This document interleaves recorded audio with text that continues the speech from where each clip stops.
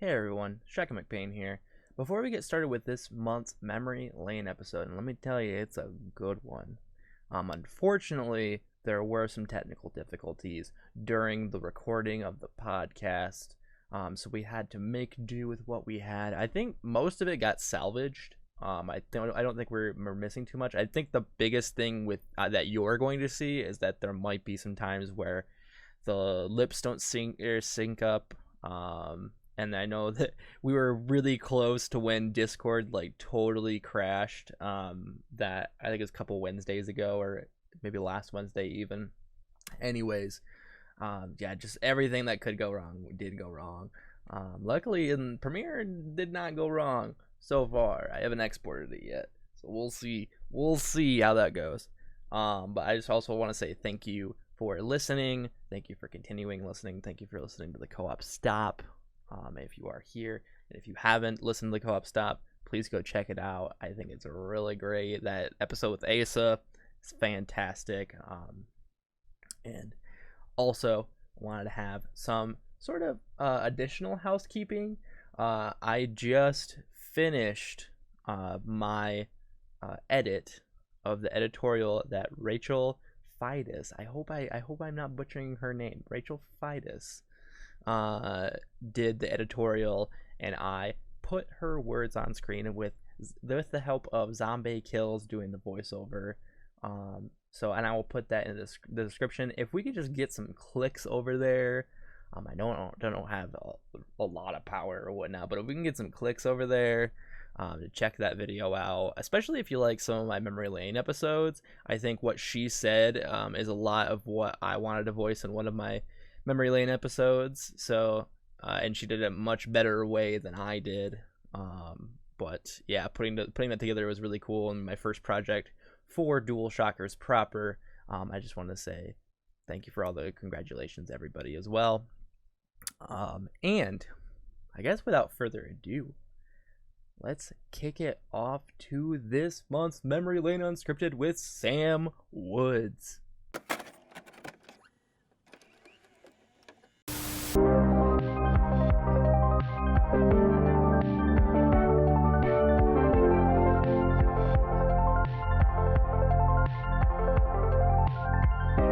What's up, everybody? Welcome back to Memory Lane Unscripted, part interview series, part video game nostalgia trip.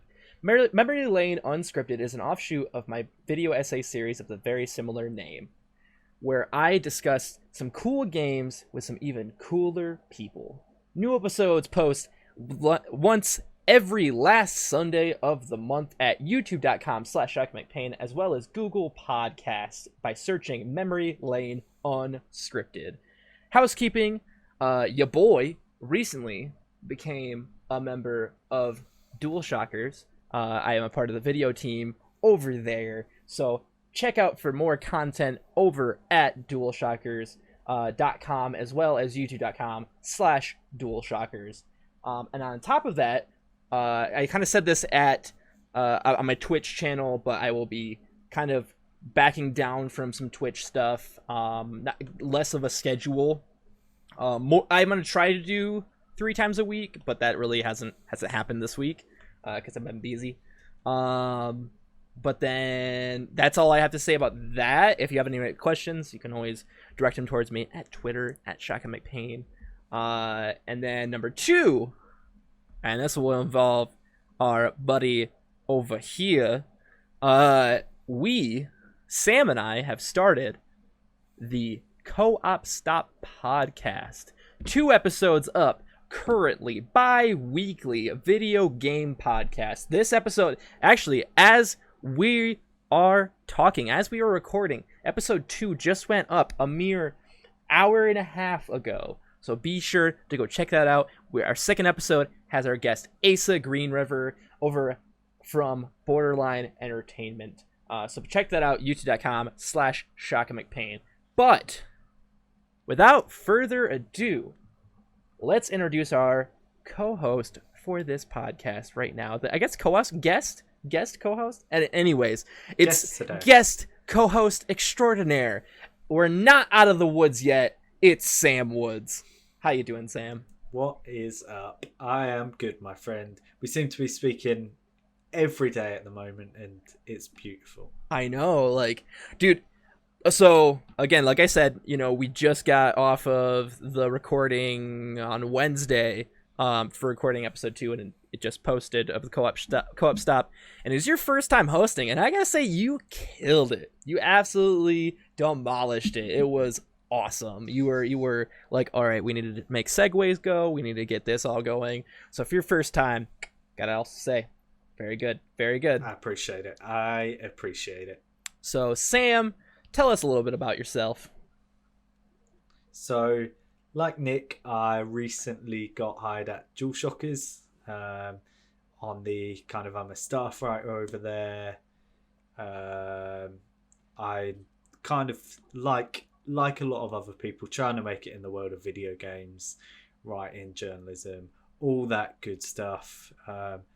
I have grown up on video games since I was that big. $5 foot long size. Still got all of my consoles and whatnot behind me, running all the way around, all the Nintendo stuff. The Sega Dreamcast. PlayStation 1, PlayStation 2, Sega Dreamcast.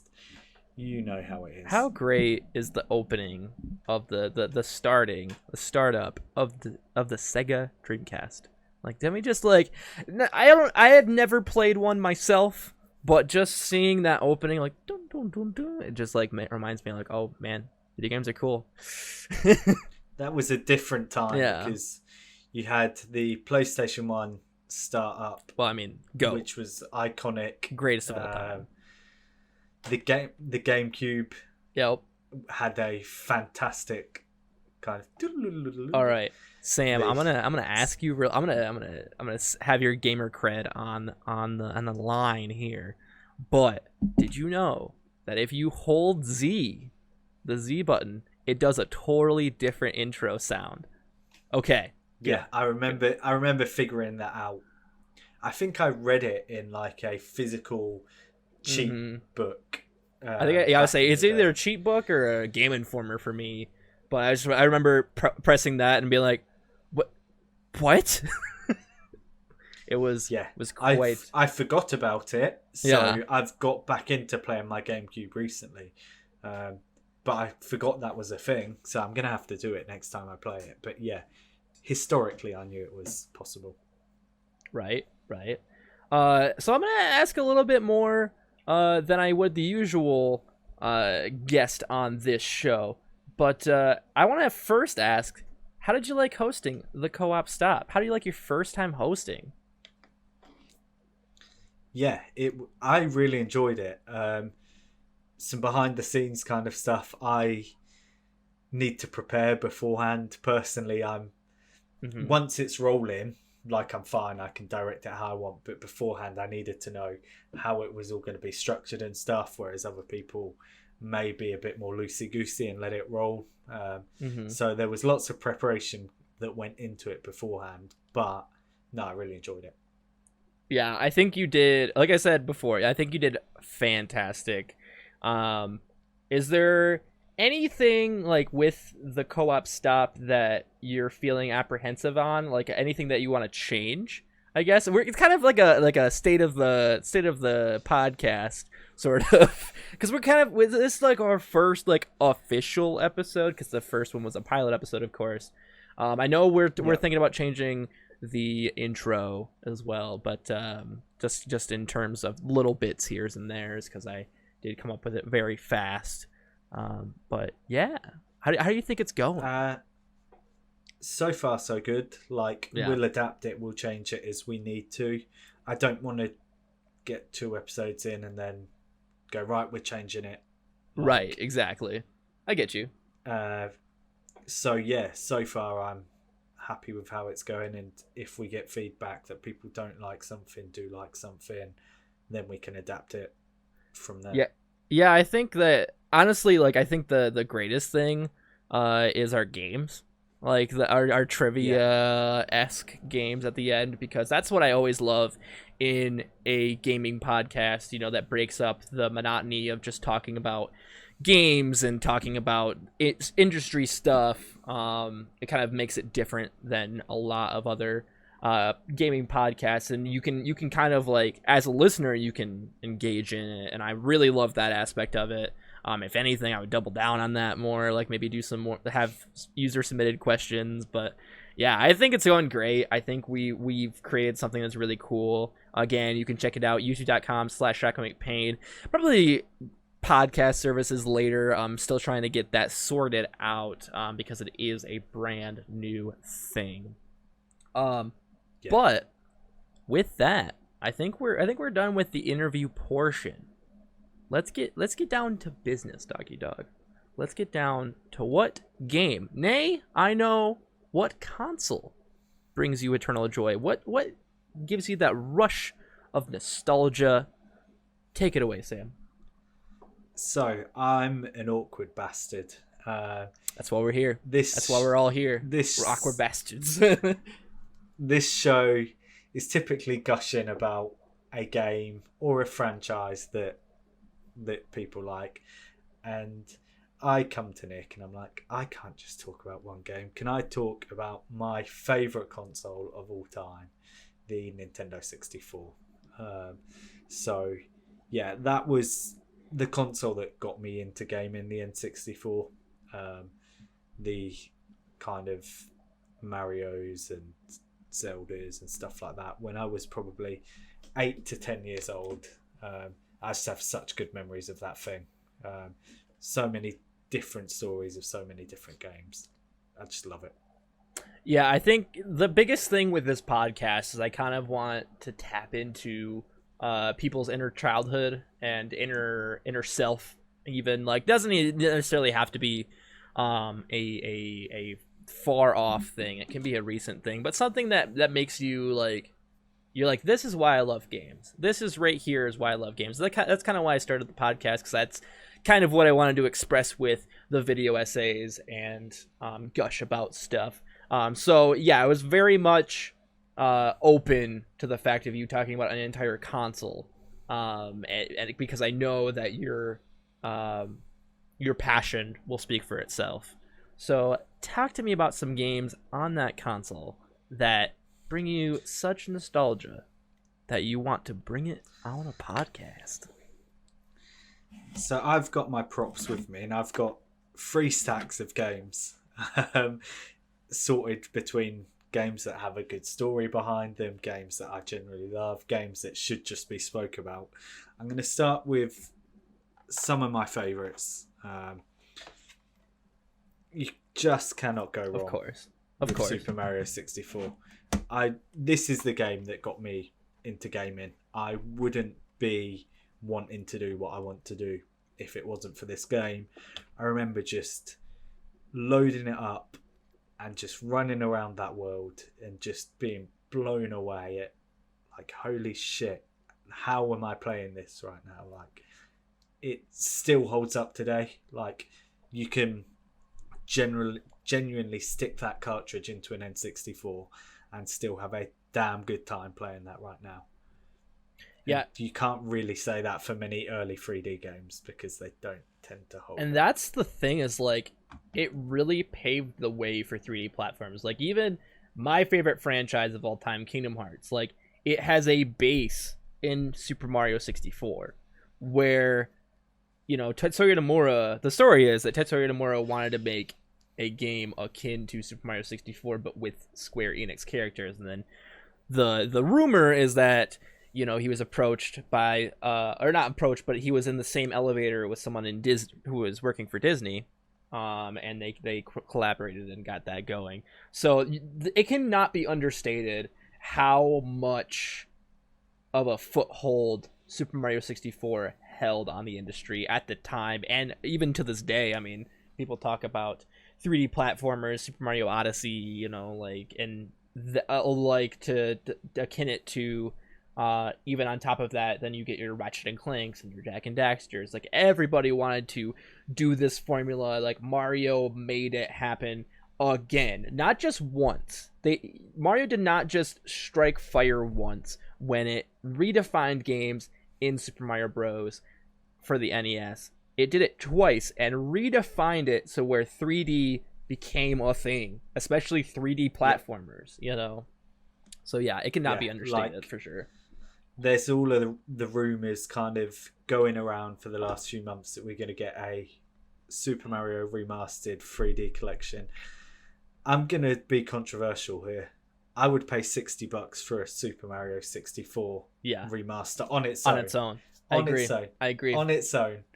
Like, give me the whole package, yeah. But if you want to just make that game again in the Odyssey engine, I will pay you $60 for that. It's the same way I feel about like the Metal Gear Solid 1.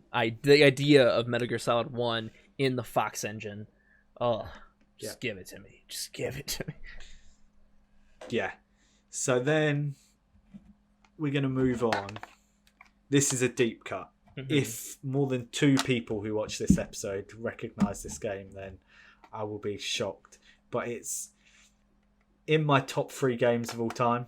Not necessarily the top 3 best games I've ever played, but in terms of the memories and what it does for me. Holding a piece in your heart. Going on. Mystical Ninja starring Goemon. I always that title always was weird to me. Like, starring Goemon. It's like, oh, this is a TV show sort of thing. But I always watched it on the sideline. I've never actually played it. So give me a description of the game. Like you said, dude, not a lot of people have checked it out. Batshit insane. The most Japanese game you'll ever play. Like, one of the best soundtracks in a game ever. Just after this, go and have a listen to like the opening theme, and just go and watch the opening credits of the game, because that'll tell you everything you need to know. It's kind of an exploration based Zelda like. You start off, you have 2 characters in your party you can swap between, so obviously it differentiates it from Zelda. You then get 2 more as you go along. Each has their own different skill, explore different areas, except the story is just fucking bizarre. Like, part way through, you just get into a giant robot of yourself for no reason whatsoever. The world's being invaded by like dancers, and it's just insane, man. But I love it. Like, it just, I don't know, it just takes me back. The music, everything about it. I remember I owned the game went missing. We went to Blockbuster. I rented the game. I didn't tell my mum. For some reason, she forgot we still had it. We definitely got a big fine because we hung on to that game for far longer than we were supposed to. See, that for me, and it wasn't at the time, if I'm totally honest, it wasn't a game that I was super into. But that game for me was Space Station Silicon Valley, which was made by former well, actually not former, before Rockstar was Rockstar, was made by Rockstar. And I at the time I was like, all right, this is just like gimmicky. I didn't like this, and I just couldn't find it. I'm like, I'm gonna have to like have my mom buy this game because I can't find it. So then my mom bought it, and then I found it like a couple weeks later, and I'm just like, well, I guess I gotta play it. And then I played it and fell in love with it, kind of spending more time than I would on a regular rental. So I think that there's a lot of games, especially at that time, I think there's a lot of games that I associate with the N64 that really hold a spot that like future consoles didn't really have that same like licensed appeal. Like, one of my favorite N64 games is Toy Story 2. Buzz Lightyear to the Rescue.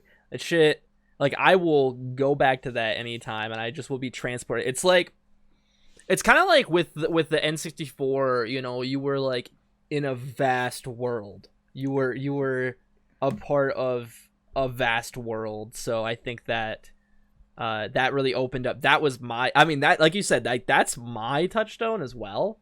Like, I started with the N64. I did go back to the Super Nintendo and the Nintendo, but I started with the N64. And I'm a PlayStation guy right now, but it all started with Nintendo. So yeah, my roots are kind of ingrained in Nintendo because I had the N64, then I got the GameCube. I remember having a paper round and I saved up all my money for a Wii, and I got the 360 and I got the PS3, and right now I've got a PS4 and an Xbox One X, but I always find myself gravitating to the Switch if I'm going to play something. So it definitely stems from the N64. You got the then I got so many other games. Love it. Man. I I've love got it. too many other games. I love it. Too many games. I love it. Of course, you got to put it in there. Mario Kart 64, for sure. That is one. So my mum is not a gamer. My mum's so far from being a gamer. There's two games that I remember her playing. I would sit on her lap and watch her play Super Mario Land on the Game Boy and watch her play through that. And we would sit and play Mario Kart 64 together. That's so amazing. So, like, they're two really good memories I have of my mum. I remember the Choco Mountain or whatever it is, the icicle tracks. I don't remember what they're called now, but I just remember having a blast with my mum playing Mario Kart 64. So that game holds a spot near and dear. That's a cool ass mom right there. Like she is. I remember my mom kind of like indulging me every so often, and being like, okay, well, let's play, let's go, and then even my dad occasionally, but I think I've said it before. I don't know if it was on this podcast. It was on something where I got my dad to play Call of Duty 4 Modern Warfare, the first Modern Warfare, and I was playing multiplayer with him. And I was trying to explain him everything, and he just was not getting it. And so, like, I just got so frustrated. So what was my Mountain Dew Dorito eating brain do is just like, all right, screw this. And I just kept knifing him, and he's like, well, he just kept knifing me. I'm not having any fun. Like, I think that so.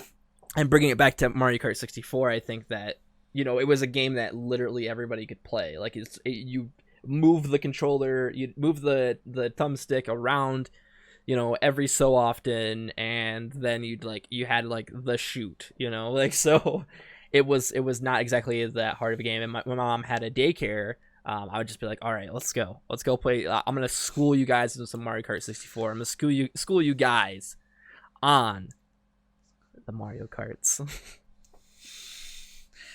Nice. So the next two aren't in my even top 6 or 7 N64 games, but they have funny stories attached to them. So we're going to go with Yoshi's Story.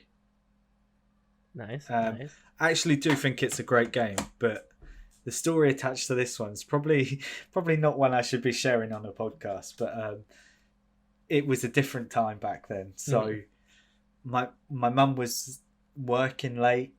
I was sat at home in front of the TV playing Yoshi's Story. I remember it vividly in the level where you're walking on like a jelly type substance. And my dad just nipped to my next door neighbour to grab something, to borrow some, who knows, it was probably 20 years ago now. But these smoke alarms started going off in the house. And me being a child, there was no fire or anything, but I just have a mental breakdown because I'm home alone. The fire alarm's going. Like, what the hell do I do? Yeah, I think I just cowered in the corner, and he was back within 30 seconds. But it all just happened. It was like a day. Yeah, it was panic stations. I get that. But going back to Yoshi's Story, I have fond memories of like the music. A lot of these games on the N64 had really good music, and so like one of my favorite things about that game was the soundtrack. And then Mickey's Speedway USA, which I think has a different name over there. I think it. I think it's Mickey. I think it is Mickey Speedway. I'll look it up. You keep talking. I'll look it up. We'll figure it out. So my outstanding memory of this game, apart from it being actually an underrated kart racer that just got sadly left behind because there were two fantastic kart racers on the N64 in Mario Kart and Diddy Kong Racing. When we used to go to like family parties, my mum would always put us down for a nap so we could stay up at these parties later. Except I would get put in my room and I would load up my N64, and Mickey's Speedway USA would be my go-to game when it was supposed to be nap time before a family party. I can confirm it was Mickey Speedway USA over here in the US of A. That's strange. I thought it was something different. I am clearly wrong. That's okay. But yeah, so that was another. I think Mickey Speedway USA is an underrated kart racer. Like I agree. When you're going up against, as someone who hasn't played it in probably 20 plus years, yeah, I definitely can't say to how it stands up, but I do remember playing that a few times in my day. All right, so we had some technical difficulties there. Streamlabs totally shit the bed. Does not like my background, so I just put a new background image. Woodsy, would you like to comment on this? So, yeah, I think I was making the point of Mickey Speedway USA was a very good game, but it's a kart racer going up against Mario Kart 64 right. and Diddy Kong my Racing. next game, Diddy Kong Racing. So you're going to struggle to get a foothold in the kart racer scene with those two fucking fantastic games in there. What kind of made Diddy Kong Racing stand out was the fact that it had this open world-ish. You're not just kind of confined to going 4 races in a Grand Prix and that's it. You had this mini world to explore, and Whizpig the enemy was terrifying. Like, genuinely horrified me as a kid. So yeah, some really good kart races on the console. Yeah, for sure. And then there's this bad boy. Fucking Stadium. Oh my god. Dude, how great is Stadium and Stadium 2? Especially those mini games. Let me tell you. Stadium 2 falls into one of the 3 big games that I don't still own for the console. But yeah, those mini games, man, the Lickitung, the Magikarp, they were so good. They were my jam as a kid. Pokemon Stadium was one of my first multiplayer memories that I have with a friend, I think. So obviously I had Mario Kart 64 with my mum. Pokemon Stadium was kind of one of the first games that I remember playing with a friend. Just kind of doing the battles and then doing the mini games. Those mini games were so great. Really. I interrupted, sorry. But I was just gonna say those mini games were so great. Like, just even like the Lickitung. There's definitive sounds that I remember from those games, like the Lickitung mini game where it's like Davicho, and then of course the Magikarp one where it's like Corp. Yep. And then the Clefairy one. Who can forget the maddening Clefairy game from Pokemon Stadium, where you head that was ahead of its time. Yeah, Pokemon Stadium, absolutely. So yeah, I'd take another Stadium in a heartbeat. The other 2 games that I don't own for some reason are Banjo-Kazooie, which I absolutely adored. Fantastic game. And something that's slightly more polarizing, Donkey Kong 64. Would it surprise you to have found out that I have played a good chunk of Donkey Kong 64, but have never touched Banjo-Kazooie? What? Yeah. I mean, yeah. Donkey Kong 64 is in my mind, a great game. I may be the nostalgia speaking here, but from what I remember, yes, it's a bit of a collectathon, but the worlds were quite exciting. The different members of the Kong family played differently. That song, that opening song. So to me, that was really cool. The DK rap, yes, I know all the words to it. But you should absolutely check Banjo-Kazooie out, because it's one of that's those another ones... game like Mario 64 that's kind of a pioneering game for that generation. One of those games where I definitely... I mean, what's funny is the only real like Banjo-Kazooie game that I've played is Nuts and Bolts. So there's that, I only play terrible games, guys. So for some reason it passed me, and I've always loved 3D platformers, and I guess Rare Replay would be the place to get back into it, but I'm hoping that they make a new Banjo-Kazooie that I can be like, all right, this is my touchstone, and be like, this is really good, because I tried to do that with Yooka-Laylee, and Yooka-Laylee just wasn't it for me. Impossible Lair, however, amazing. Yeah, that's one game I highly recommend going back and checking. Obviously, my heart says go back and play Mystical Ninja Star and Goemon. Right. But realistically, harder to go back. You need to go back and check out Banjo-Kazooie, because that game done a lot of things right, and there's an argument to be made that it done things better than Mario 64. Oh shit. In certain aspects, as a complete package, Mario 64, but there are certain things that Banjo-Kazooie kind of just done slightly better, more refined. I get you. So yeah, I'm just trying to think what else. Another Rare classic that I won't spend too long on, but that was one of my first time I forays into a shooter. First time I played Jet Force Gemini was on Rare Replay.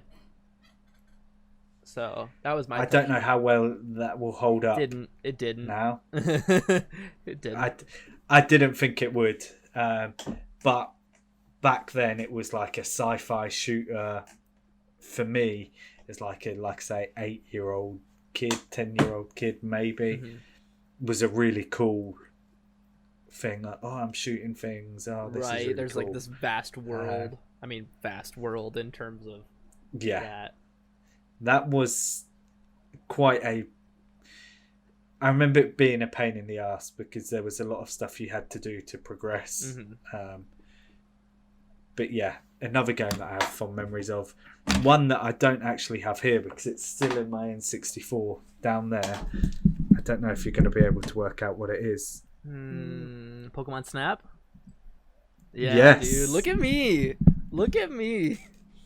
I was like, I saw the white background and the red text, and I was like, I think that's Pokemon Snap. Dude, I'm so excited for the new Pokemon Snap. See, another game where I've never played. Yep. I remember the kiosks at Blockbuster where people were like printing out their... I'm like, oh, this is really cool, but I never actually ended up... with the N64 I played all the deep cuts. Like I played Space Station Silicon Valley, Toy Story 2, the Mickey Mouse Racing. Like I played a lot of like the quote unquote shittier games. I don't want to say they're shittier, but they're definitely like not ones you remember, I will say. Not the AAA, they're more like the B games. Yeah, exactly. So... Yeah. Pokemon Snap was another like really innovative game where fundamentally you're sitting in a cart taking pictures of Pokemon, but the premise of having to like knock Charmander into fire, he then evolves into Charizard, or Charmeleon into fire. I can't remember exactly how it happened, but there would be like a rock that looked like a Kingler, and you took a picture of that and it registered as a Kingler. That game was just really cool. Yeah.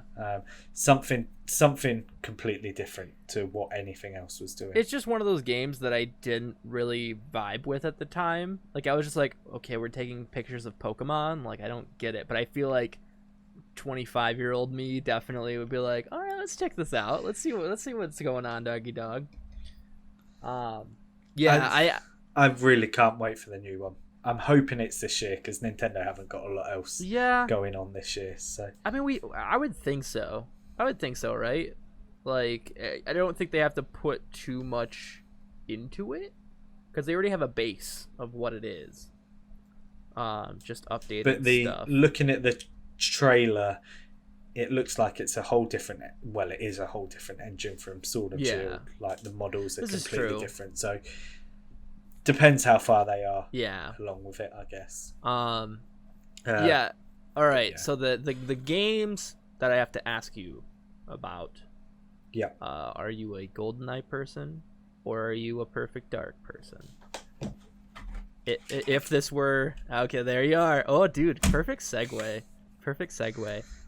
All right, so controversial opinion.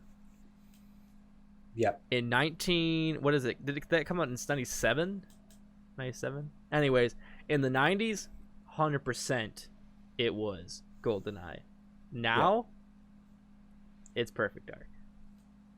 GoldenEye is just impossible to go back and play. It's so impossible, right? Like I can go back and play Perfect Dark, but like trying to play GoldenEye is so hard.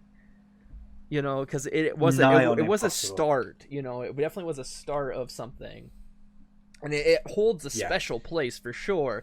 But in terms of games I want to go back and play, Perfect Dark is totally it. Because I actually, like, a couple years ago played Perfect Dark and GoldenEye, and I was like, oh. I've not gone back and played Perfect Dark for a while. I have a boxed copy of Perfect Dark sitting on my shelf. Dude, can we talk about those N64 boxes? Like, they just... bring them back. So much nostalgia. Bring them back. Okay. Them, and I've got a few Game Boy boxes as well. Why can't everything be in those nice cardboard boxes GBA anymore? boxes? Oh, so good. Yeah, so the one that I want to get, Episode 1 Racer, the Switch copy of the limited run games physical release comes in a N64 box that's like has the Switch branding on it. Oh, I want it. I want it so bad. People who know my channel and have seen me on podcasts know that I just want a pod racing game so bad. Take me back to those days. And if I can have the Switch Kart, give it to me. Yeah. We're going to rattle through a few quickly. Because we're getting to we've gone through my favourites now. We're getting to the ones I really enjoyed, but they're not god tier like the others. Yeah. Dude, I say not top tier. Race. I say not top tier, and as soon as I picked that up, I was like, I may have undersold it because Wave Race was. It still could be touted as some of the most realistic water. Yeah, dude. Dude, those water physics, man, they're so good.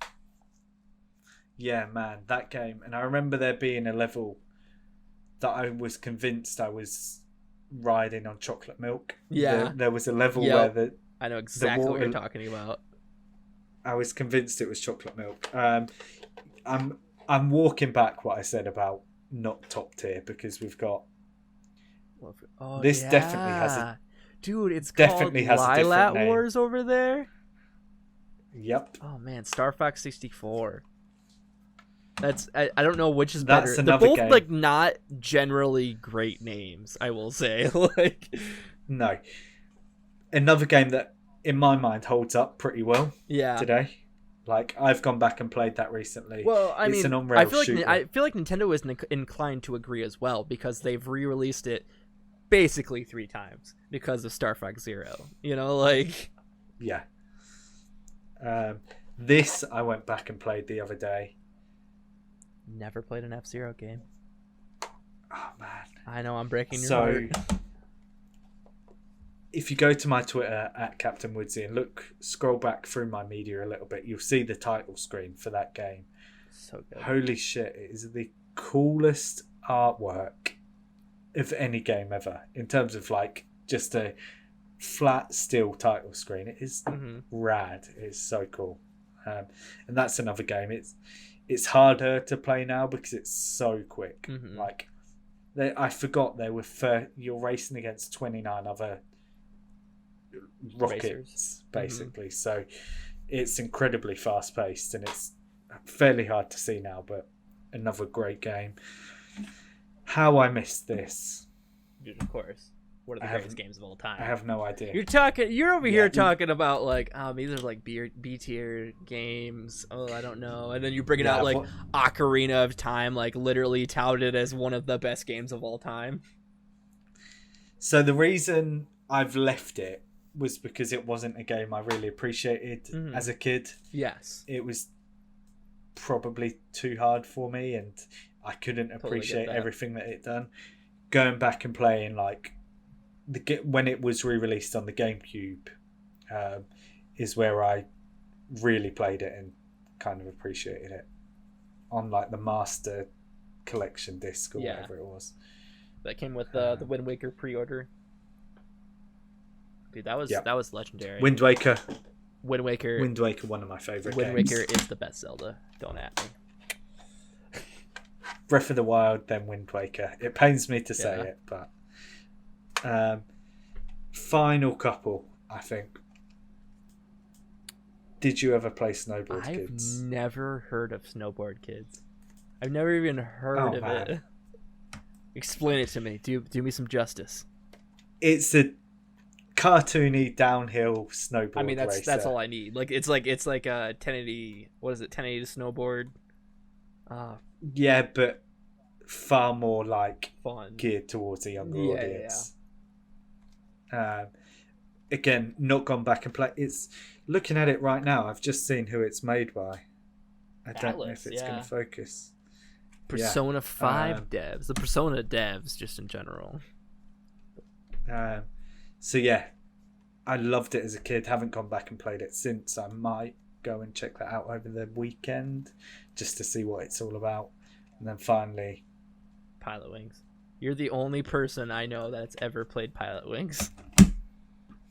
What? I've never even touched a Pilotwings game. Actually, dude, it was great. That's not entirely true, because I guess like recently when it came to the Switch, like the I think the NES, maybe it's not. I feel like the Pilotwings is on the NES. I think it might be, or the SNES thing. Anyways, I may or may not have played it there, but that's the only touchstone I have for Pilotwings. It's just a nonsense game. Yeah. Like again. Yeah, I think it was a launch title for the N64, so it's more of like just a showcase of what the console could do. I think what it does, Star Fox 64 or Lilac Wars, does a lot better. Kind of proving its worth. You know what I mean? Like kind of proving the not parallax scrolling, but the 3D movement aspect of the flying. I think that it does a little bit better. Yeah, I mean they're two very different games. No, for sure. In terms of what they set out to achieve, but yeah, I agree in terms of just as a whole, Star Fox is a better game. But yeah, that's not all of my collection. I can still see like Turok set up there. Oh yeah, of course. South Park, Vigilante 8, dude, Blast Corps. That South Park. Dude, Blast Corps. Shout out to Blast Corps, though. Yeah, I've still got so many N64 games up there that I could be here all day talking about the N64. I could spend 20 minutes talking about each of those games, but I've kept my thoughts concise because otherwise I'll just gush. Just ramble like I do. Yeah, I like what you brought to me today. You brought me some stories. You brought me some nice, wholesome boy stories, as well as some great games. And isn't that what we're all here to talk about here on Memory Lane Unscripted. Thank you again, Sam, for joining me. Thank you for putting up with the technical difficulties that we went through. Anytime, my friend. I am so excited for us to continue the co-op stop journey. I'm so excited for us to continue the journey of gamedom, and I'm so excited for this podcast to continue its way down. But before we go, Woodsy, where can we find you? I am on Twitter at Captain Woodsy. You can find all the rest of my stuff through there. You'll catch me retweeting my DualShockers stuff every now and again, just trying to get a few more views in there. And then there's links to my YouTube channel, my twitch.tv/Captain Woodsy. You'll find all my other links on there. That's the easiest way to do it. Nice. And of course, you can find him. I'll put it all in the description. You can find him here on the Co-op Stop as well on the youtube.com/ShackMcPain, and soon to probably be podcast services if I can get my lazy ass up and try to let those things flourish. But Woodsy, thank you so much for joining us today. Thank you for being my guest. Thank you for being my co-host. And I will see all of you. It has been a pleasure. Next time.